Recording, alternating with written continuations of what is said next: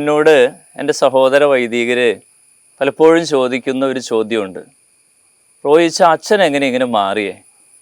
അച്ഛൻ്റെ ജീവിത ശൈലിയുമായി ഇപ്പോൾ അച്ഛൻ ചെയ്യുന്ന ഈ ശുശ്രൂഷയ്ക്ക് വലിയ ബന്ധമില്ലല്ലോ എന്ന് ചോദിക്കുന്നവരുണ്ട്. സത്യം പറഞ്ഞാൽ അത് ശരിയാണ്.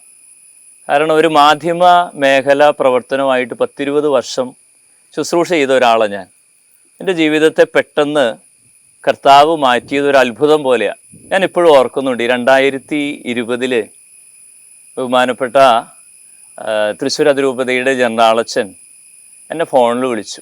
എന്നിട്ട് എന്നോട് പറഞ്ഞത്, റോയിച്ച, ഈ വർഷത്തെ അച്ഛന്മാരുടെ വാർഷിക ധ്യാനം ഞാനത് അച്ഛനെ ഏൽപ്പിക്കുകയാണ്. കാരണം പിതാക്കന്മാർ പറഞ്ഞിരിക്കുന്നത് ഓൺലൈനായിട്ട് ചെയ്യുന്ന ഈ ശുശ്രൂഷ അത് റോയിച്ചനെ ഏൽപ്പിക്കാൻ എന്നും പറഞ്ഞ് എന്നെ ഫോണിൽ വിളിച്ചു. ഞാനിങ്ങനെ ശുശ്രൂഷയ്ക്ക് വേണ്ടി പോയി.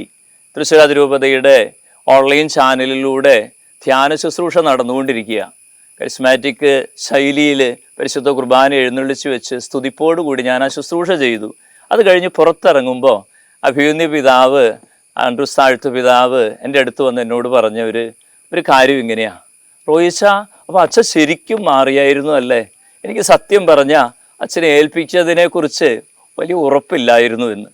അപ്പോഴാണ് ടോണി പിതാവ് പറഞ്ഞത്, റോയിച്ച, സംഭവിച്ചത് എന്താണെന്നറിയോ? അച്ഛൻ ഈ 2020 പരിശുദ്ധ അമ്മയെക്കുറിച്ച് 8 ദിവസം 8 നോമ്പിൻ്റെ ഓരോ വീഡിയോ ഇറക്കിയിരുന്നില്ലേ? അതിലൊന്ന് യൂട്യൂബിലൂടെ യാദൃശ്ചികമായിട്ട് ഞാൻ കാണാൻ ഇടവന്നു. അങ്ങനെ കണ്ട് അത് പ്രാർത്ഥിച്ച് പ്രാർത്ഥനയോടെ അത് ശ്രവിച്ചുകൊണ്ടിരുന്നപ്പോൾ എനിക്കൊരു കാര്യം മനസ്സിലായി. ഇത് നമ്മളറിയുന്ന റോയിച്ചനല്ല, എന്തോ സംഭവിച്ചിട്ടുണ്ട്.